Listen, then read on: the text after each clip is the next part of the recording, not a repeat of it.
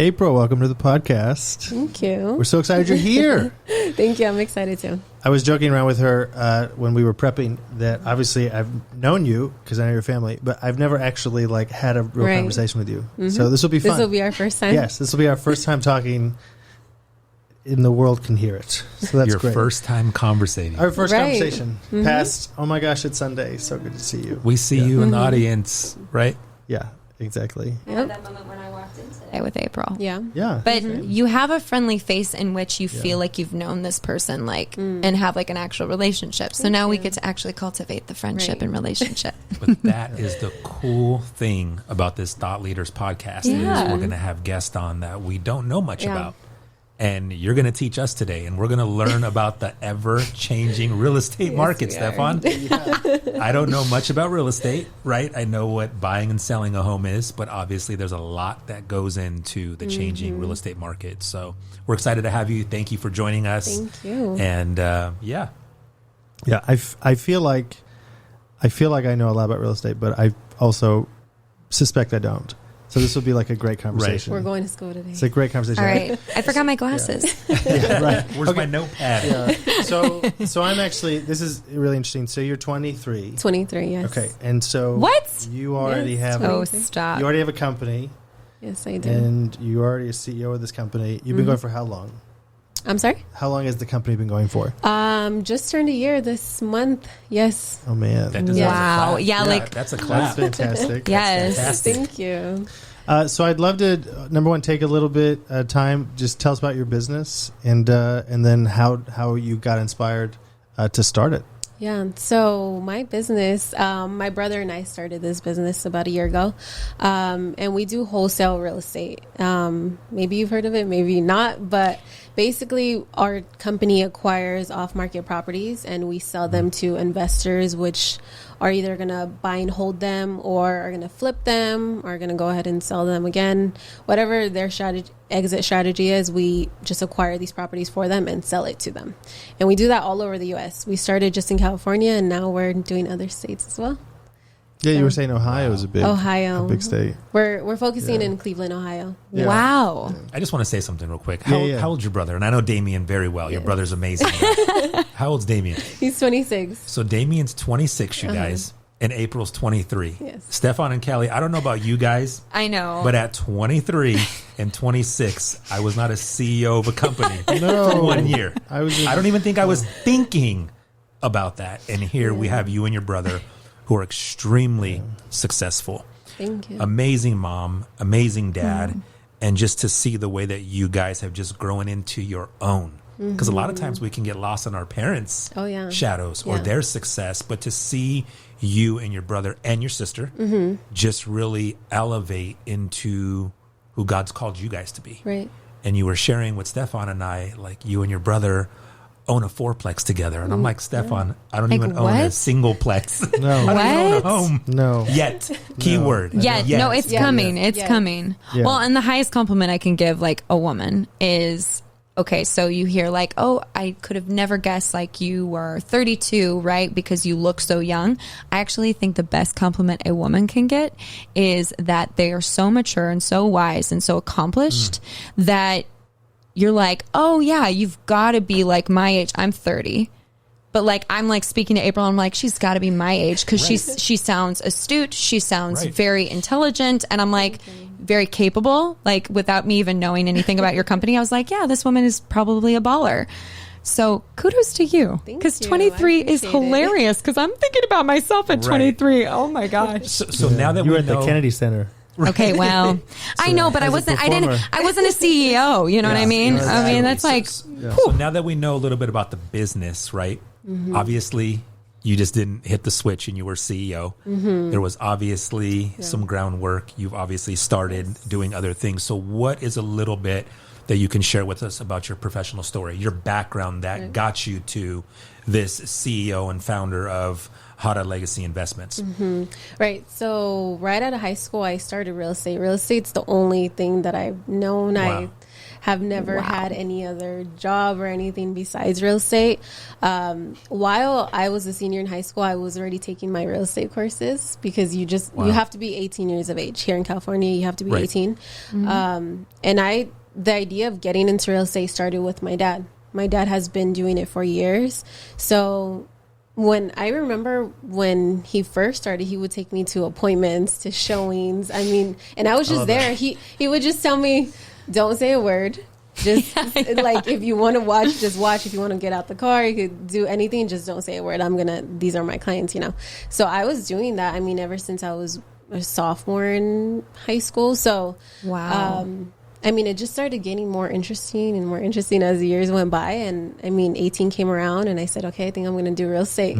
I enrolled into the online courses, and a lot of people think that it's difficult to get your real estate license, but it's really simple. You take a course, online course, and I mean, you move at your own pace and you take the state exam. As long as you pass it, you're licensed, right?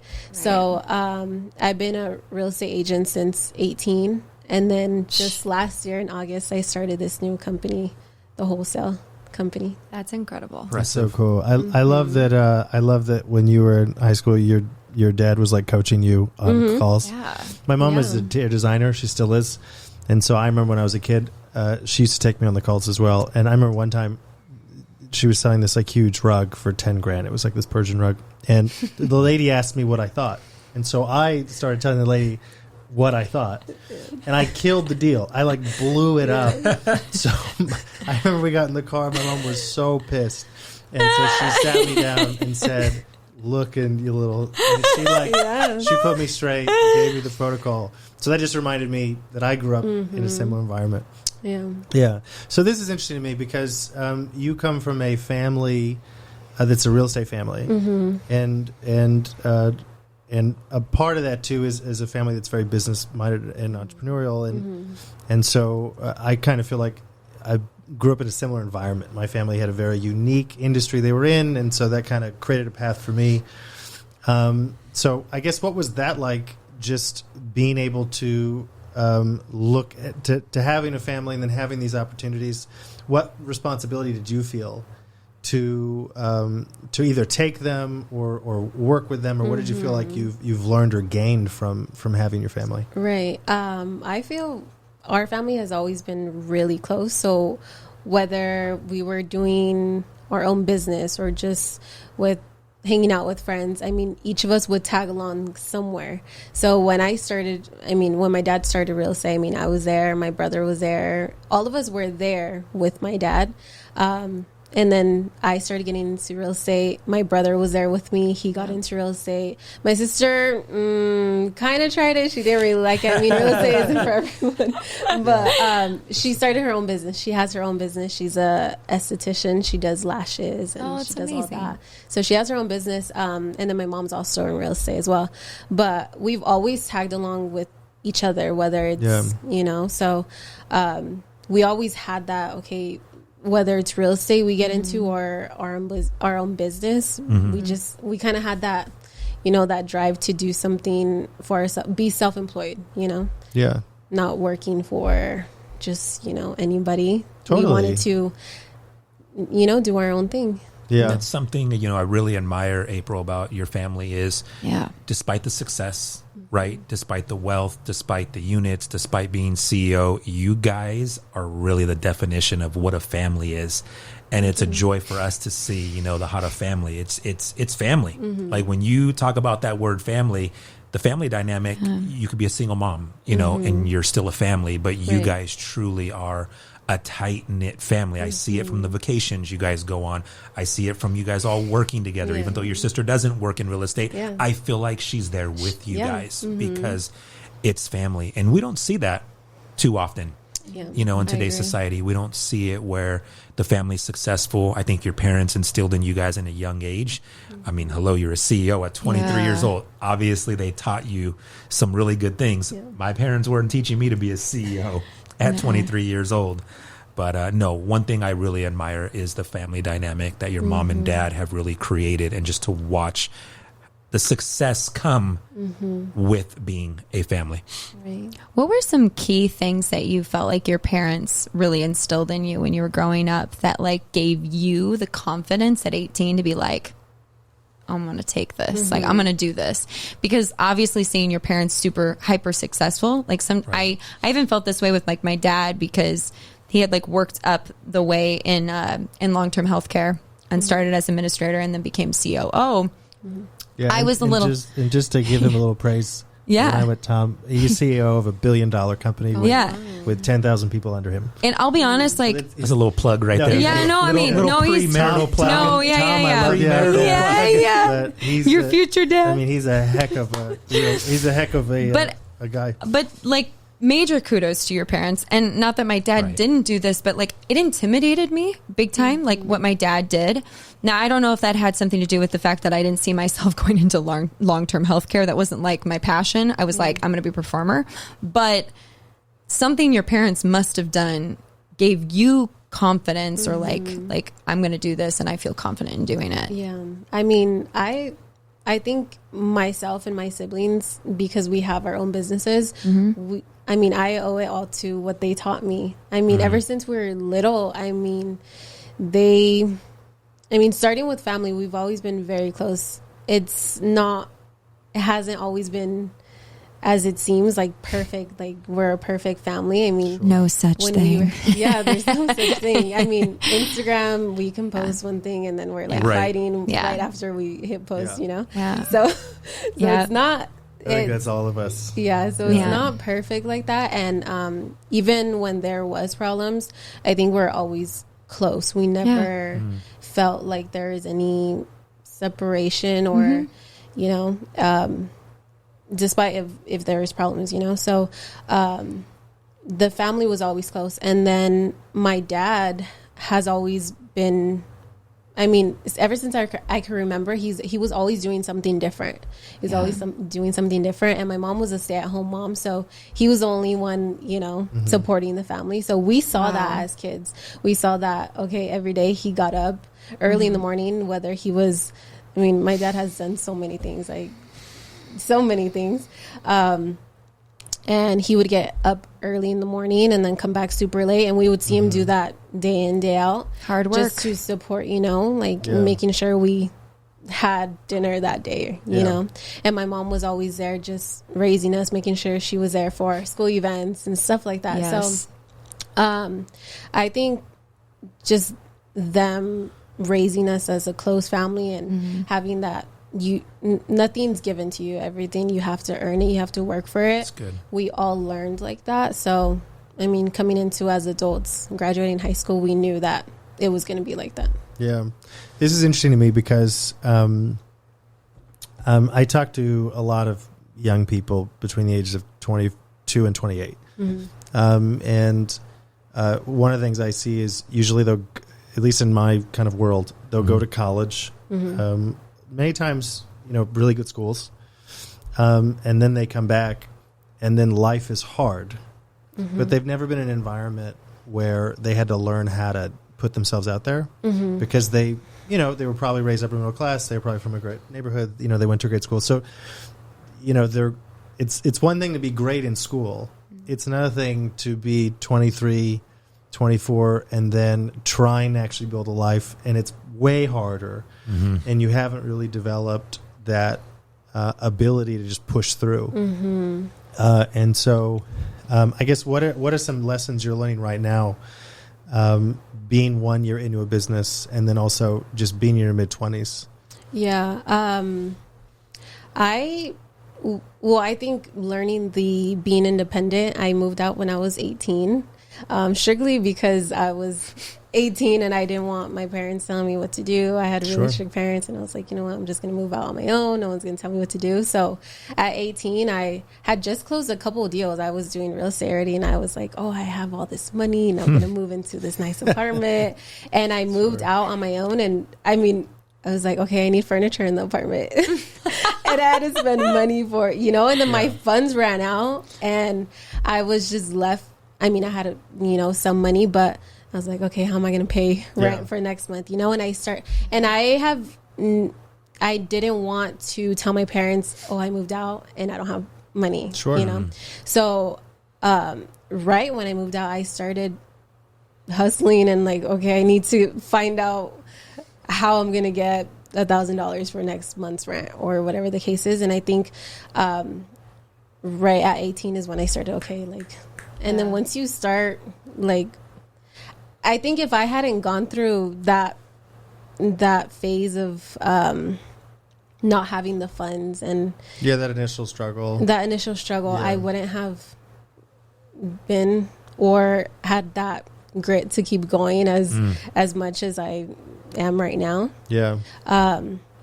And I lost track of the question. No, I kind of love this because this reminds me of a conversation I had a number of years ago with my mom. I had just started my business after graduate school, and I remember I had like, I just hustled my butt off for 4 months and cleared a pretty good amount of money. It was like the most I've ever made.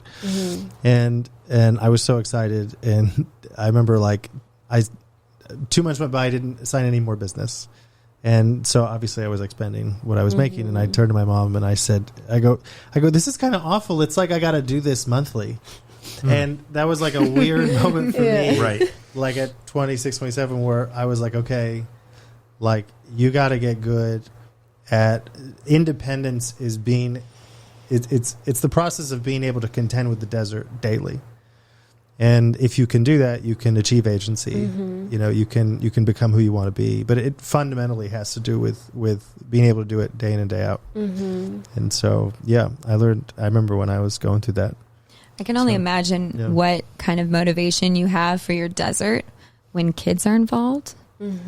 I can't even imagine. Yeah. Because like I deal with that like just on the independent level, but like the pressures of like having your own little ones to make sure that they're Joseph, like your parents, you know? Yeah, 5 kids. Yeah, it's tough, you know, when you have other innocent little ones staring up at you, right? It obviously makes that drive, it makes that effort, that determination, that dedication even greater. Yeah. You know, and when you share, where was I going to get that extra 1,000 from? You know, obviously you add kids in there. It's like, you know, how are we going to feed the kids? How are we going to do this? How are you going to keep the lights on? It's 100 degrees for 5 months now. It feels like, you know, you need air conditioning. Yeah. But what does it feel like today? Because we love seeing the transformation. We love seeing the change. But what is it like today to not have to worry about where that $1,000 is going to come, right? Because now you're in a different season and situation, circumstance in your life where you don't have to worry about that. But that was planning, executing, right? Now becoming a CEO. So what's it like today to not, and this is not to say you don't struggle, right? You may struggle in different areas or different ways, but how is it now to not have to struggle in that capacity?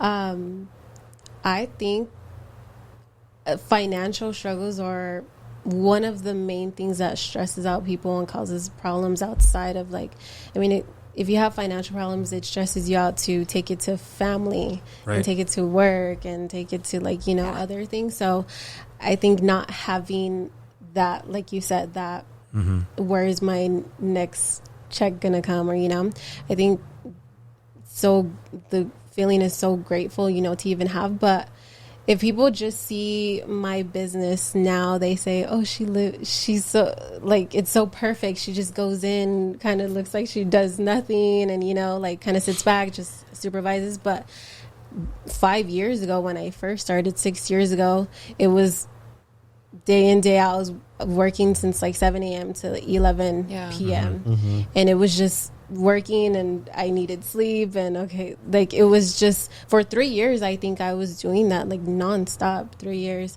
and it was the studying behind like behind everyone. Like it's what you do behind doors, and when no one's watching, that kind of pays off when you're in front of people, especially when you're 18 in real estate. I think people are like, oh, she's 18, she doesn't know what she's doing, you know? It's an 18-year-old selling you a house or helping you buy a house. So I knew that. I knew I was young and I didn't have as much experience as a 45-year-old in the business. So I would go into the office, and if I wasn't making calls or, you know, doing admin work, I was studying like the ins and outs of real estate. So when I do get my first client, it was, okay, I know this, I know that, I know they're like, okay, she really knows what she's doing, you know? Yeah. And then the years of experience of, because every deal is different. Now that when my team comes to me with deals, I'm like, oh, okay, it's not, they stress about it. I'm like, okay, this is what you're supposed to do. Just go back to them. And it's so, that's rewarding. It is rewarding. Yeah. But I remember 3 years ago when I was just doing like all of that. Yeah. So I have a question that I think we all probably would want to know. I'm a firm believer that humility is something that you can't teach somebody. Mm-hmm. You get it from an experience, a setback, a challenge, an instance that happened in your life. And as we're sitting here conversating with you, that's the word that comes to me that I sense with you is just there's humility written all over you. Where did the humility come from? Was it something your parents instilled in you? Was it something that happened? Was there something that took place? Because as you're sitting here, we know you're successful. You're CEO, but I don't know about you two. I just see humility. There's a humbleness about you sitting here despite the success. Where did that come from? Part of it was how we grew up. I mean, it wasn't always perfect. Like I said before, we saw, even though my parents tried to not have us see their struggles and they tried to make it as perfect as possible. We saw them struggling for, just to make the car payment, just to pay rent and stuff like that. So, I mean, it wasn't always perfect. We grew up in Moreno Valley. I was just telling you before this, we grew up in Moreno Valley. It's not the nicest of places. And we didn't have like a perfect neighborhood, anything like that. So it was growing up, we didn't have it easy. And then after, when I moved out, is when I started like, okay, this is life. And part of not having the funds and then just doing anything that I can to pay rent or pay bills. And I mean, being young and in real estate, it's very rewarding in real estate because a deal can pay you so much money. And being young and getting that amount of money, you can spend it on dumb things. Now that I think about it, it's dumb things, and it leads you into doing, going the wrong path. And I think for some time I was doing all of the wrong things that I wasn't supposed to be doing, and now looking back, I kind of regret it, kind of don't. I mean, it taught me a lot, but it was just, I don't want to see myself go back to that place that I was. And I was only in that place because maybe I was desperate for the money because I wanted to pay my bills and be on my own still and stuff like that. Yeah. But the kind of environment that you attract being, it's not the right, nor not the ideal place you want to be in. So I always think back at, I don't want to go back to that. It just brought a lot of problems with even my parents, that they thought they were losing that, that daughter that they had, and with close friends or relationships, it was brought many more problems. So I look back at that, and I don't want to go back. This is so important for people to hear, because a lot of times, Stefan and Callie, people just see the finished product. They just see about that. The CEO. Yeah. They just see the title. Right? But they don't see the struggle. Yeah. And the fact that you're talking about the struggle, which has now led to success, is the real things that people need to hear. Like, you just don't go from 18 to CEO. There was, plowing, planting, watering, before the harvest came. And, we were talking about this earlier, is we all have these things in life. We have our physical aspect, right? Some of us like working out. We have our business, our finances, our family. But then we have that F word, not the 4-letter F word. It's the 5-letter F word. Joseph. And it's faith. Yep. Yeah. I know this. Stefan and Callie know this, but we want everyone to hear from you, April. How has faith played a part in all this success, right? But I know that there was definitely faith even in the struggle. But how has faith played a huge part in what you have been able to accomplish up to this point in your life? Because I'm speaking on behalf of all of us. I think this is just the beginning for you. God has way bigger things planned for you. This is just the beginning of the many things that you're going to experience. Yeah, you don't become a diamond at 23 and not have amazing things ahead of you. But how much has that faith aspect played in the success? That's my top of my priority list is faith. I think, growing up, we grew up in both Catholic and Christian. It was, but we never really had a religion. We were just always in a church, whether it was forced or we wanted to. I mean, it was just always there. So we knew growing up that, God would be at the top of your priority, of our priority. And I just think I went through that phase that I just talked about it when I was doing all these things. I lost myself, and that wasn't at the top of my priority list. Yeah, I think you're describing being in your 20s. Right. Yeah, that's like, I'm like, It's like we all yes. had, yeah. I can think of many of those moments. Where we, And, I look back at the stuff that I was doing, and I'm like, oh yeah, I wasn't thinking, God wasn't at the top of my priority list at the time. Other things were. But now I really, truly believe that my business and, what I'm growing is successful because of that. Because I have now, before anything, I pray.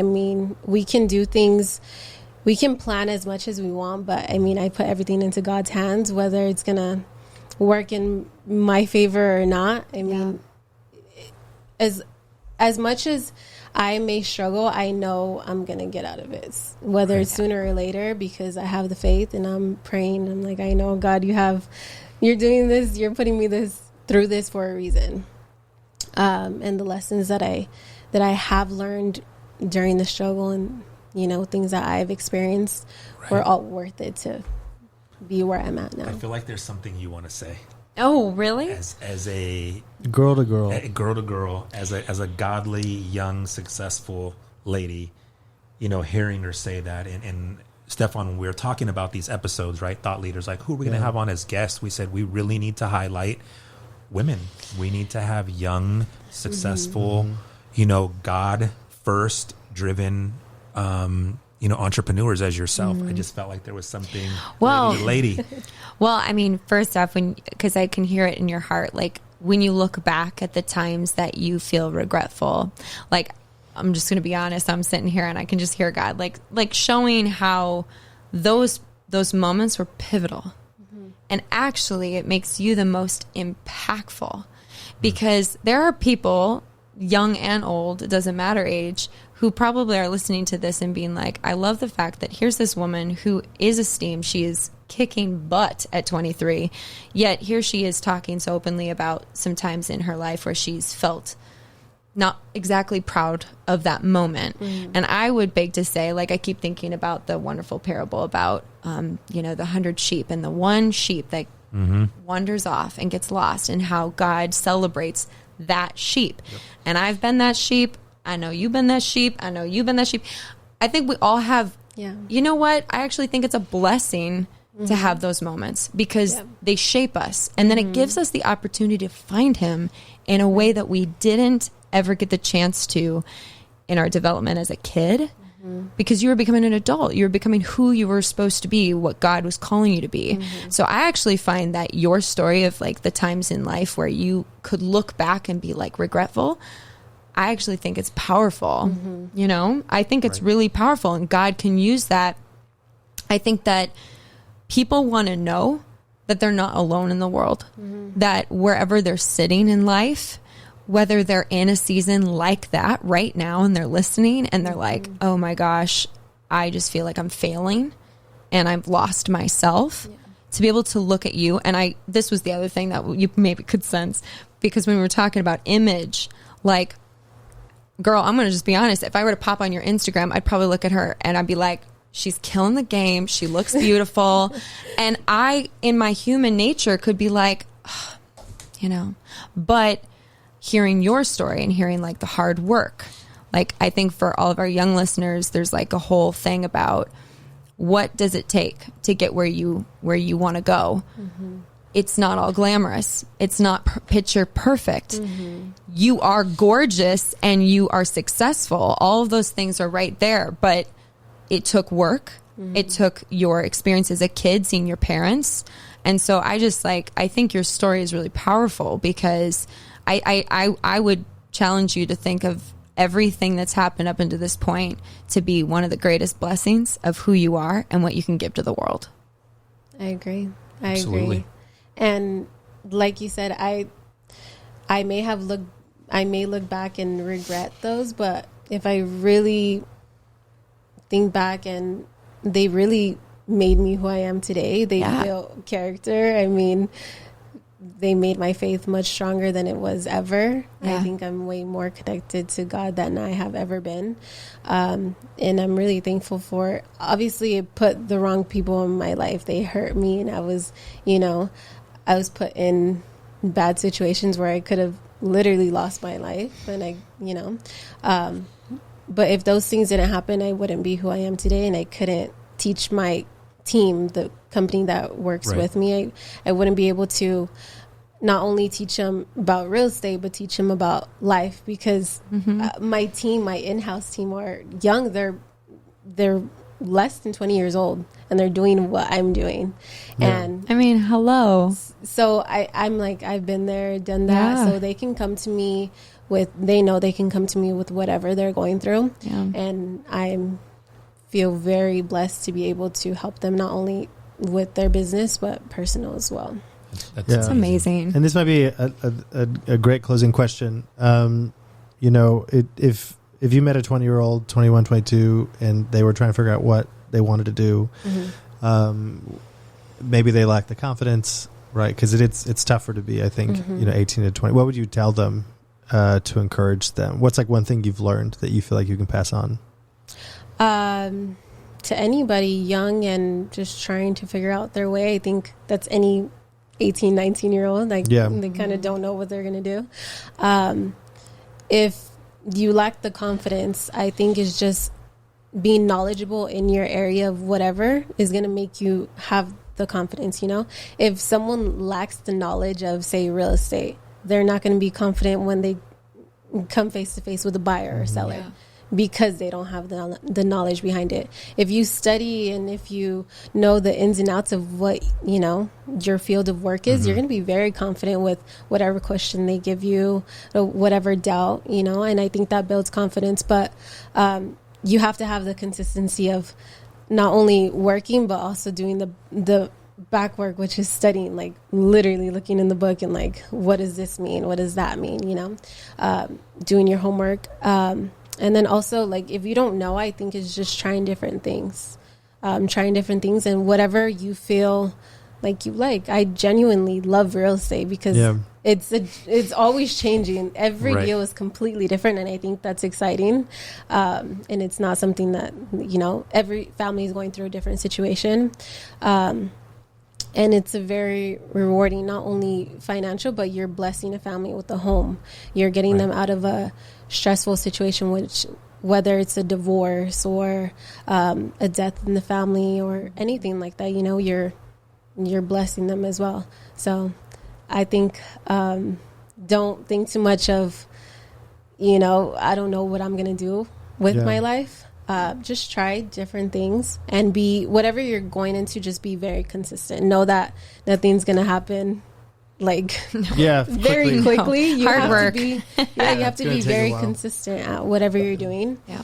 And it'll eventually pay off. Yeah. If you're, I just want to close with this real quick. Yeah. Sometimes as parents, we don't get the recognition that we deserve sometimes for raising our children. As a father of 5, sometimes when people will tell you, you've done an amazing job, sometimes we need to hear that, right? And I know we've talked about your mom and your dad, but to JJ and Ruby, I just want to say thank you for doing an amazing job raising all your children, because they instilled some amazing qualities in all three of you to see the success that you guys are having now. So to your mom and to your dad, kudos and shout out, because I know what that's like to have somebody say, you know what, you've done a great job raising your kids, and you're just, you know, one of the three that are successful. So April, it's been a joy and a pleasure to have you on episode 5. Episode 5, yeah. And you're a part of the Thought Leaders launch team. It's amazing. Yeah, I'm putting her on blast right now. I know, and I was also, aren't you? Yeah. Also, right? I was like personally sitting over here going like, we're probably going to need to talk to April at some point when we start looking for homes. Yeah, no, for real. We need to know all the scoop. I mentioned that in the pre-show. So yeah, well, awesome. This was great. I learned a lot, and yeah, hope you enjoyed it. Yes. So, thank you so much for having me. Yeah, so wonderful. Absolutely. Yeah.